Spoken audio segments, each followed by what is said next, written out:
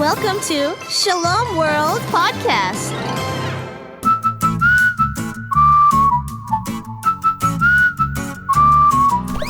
Come and play with Katie and Koco. That's the way. Get ready, let's go. Flying through the air with Koco, telling stories with Katie. You and I together, meeting my friends that help us every day. Katie and Koco, play and sing, pray and bring. You and I, we do our thing as Katie and Koco. Let's shake things up a bit, shall we? Let's see what you did there. Thanks, Coco. Are we going to shake things up, though? Are we going to shake up? How can you shake a story anyway? Unless you have an actual storybook, I suppose, which you could hold a handshake, but still, why would you even do that? The story's still going to stay the same, right? Even if you... Coco, if you don't stop talking, you're going to be the next thing to be shaken up. Got it? Good. When I said shake things up, I was talking about the story, but I didn't mean I was literally going to shake the story up like a milkshake, like you were going on about. I meant that the story of my friend St. Margaret Clitherow took place in a pretty shaken up world. The world was shaken up. Wait, does that mean there was an earthquake? No, Coco, not an earthquake. You're taking me too literally again. I don't mean the actual world as in the ground itself. I mean what was going on in the world. Right. So were things not going normal then? Now you're on the right track. Margaret lived in England almost 500 years ago. And during that time, not only England, but most of Europe were going through some crazy times. What was happening? For more than 1,000 years, Christians had been, for the most part, all joined together, sharing the same beliefs and practices of the Catholic faith. But a few decades before Margaret lived, some Christians started to break away and begin their own churches, each believing that their beliefs were right and everyone else was wrong. The Church of England was one of these Christian churches which broke away from the Catholic Church. And before long, a law was made in England that no one was allowed to be Catholic. Instead, they all had to join the new Church of England. What if they didn't want to? They were forced to. To be a Catholic was a crime punishable by death. By death? Oh no! I can already see where this is going. Did Margaret end up getting killed because she was a Catholic? Yes, but she hadn't always been Catholic.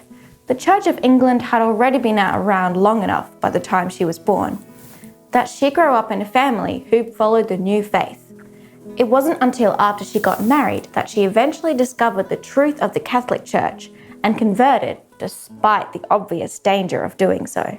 What about her husband? Did he become a Catholic as well? No, but his brother was a Catholic priest, and Margaret provided him and lots of other priests with places to stay, even in her own house. Why couldn't they stay in their own houses? Because they had to hide. It was already bad to be a Catholic, but to be a priest was even worse. And they were especially hunted down by the government and captured.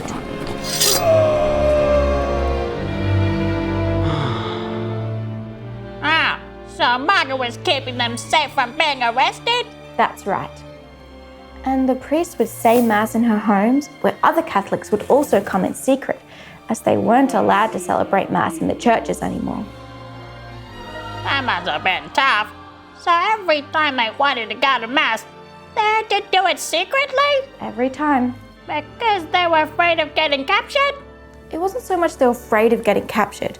They all knew they could get captured any day. But they kept meeting together in secret because it was so important to them. And Margaret knew that the priests had to be protected as much as possible, because without the priests, they could have no Mass or any of the other sacraments. So they wouldn't be able to receive Jesus? Nope. Or have their sins forgiven in confession? Nope. Or get blessed when they were really sick or dying? Nope. or get baptized or married as a Catholic or become a priest? Nope. Wow! I see why Margaret kept the priest safe then. It really goes to show how lucky we are that we can go to Mass and practice our faith so freely today.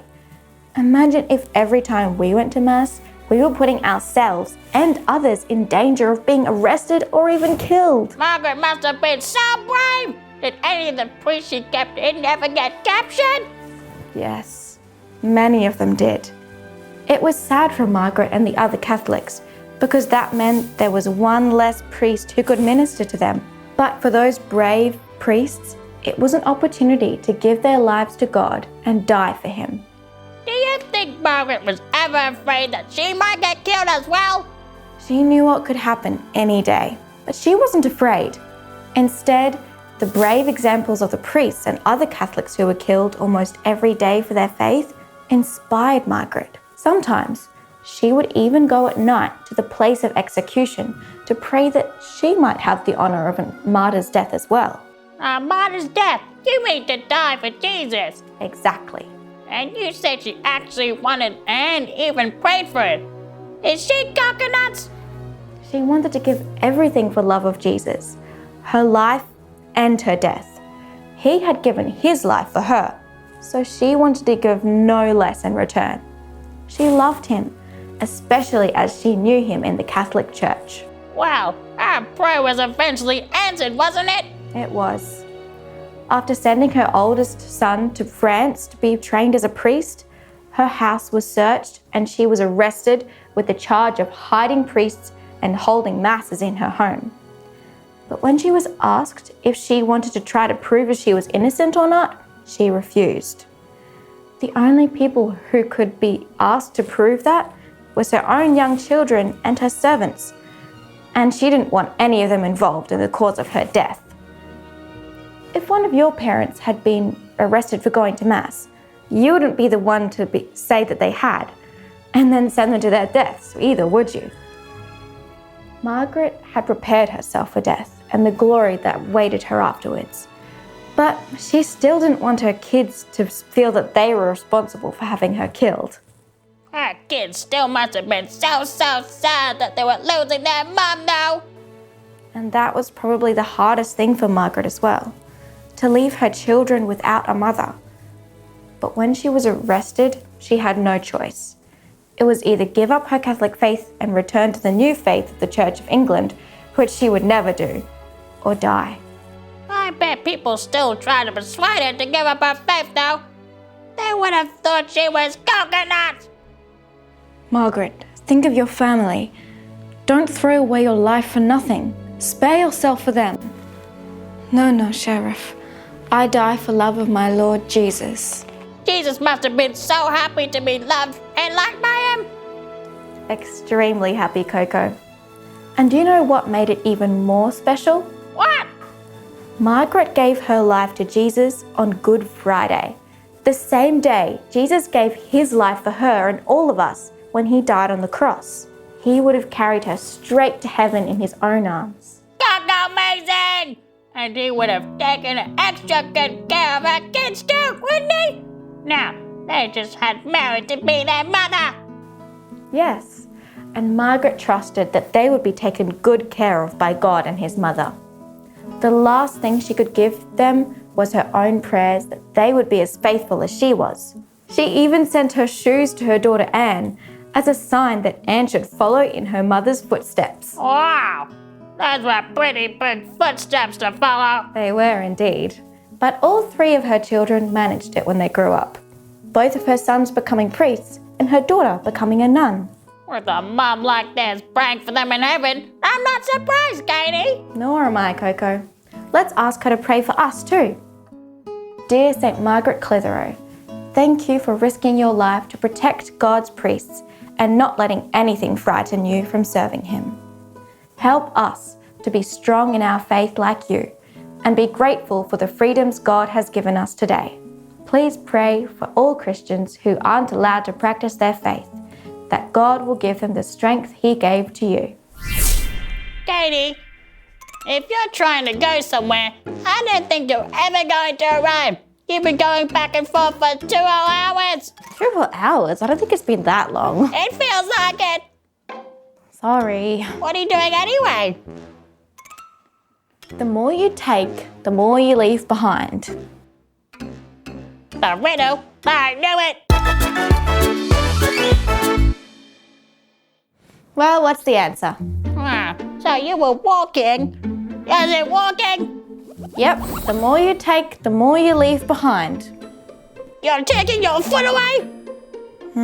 Do I leave my foot behind? No. And do I take my foot?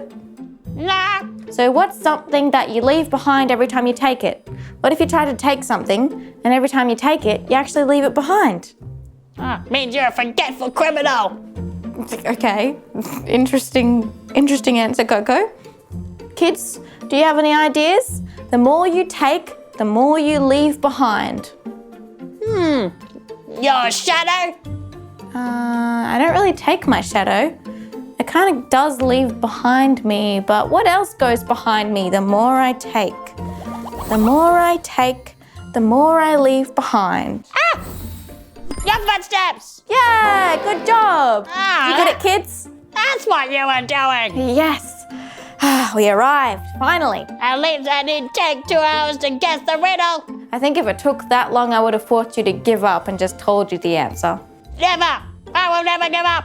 Well, good. So far you haven't. Probably because of all the hints I give him. Yeah, well, I need to give the kids a chance so I can get it straight away. That would be showing off anyway. Oh, yeah, and you would never do that, would you? So, Katie, are we gonna get a milkshake now? Tally out, kids. See you next time, kids.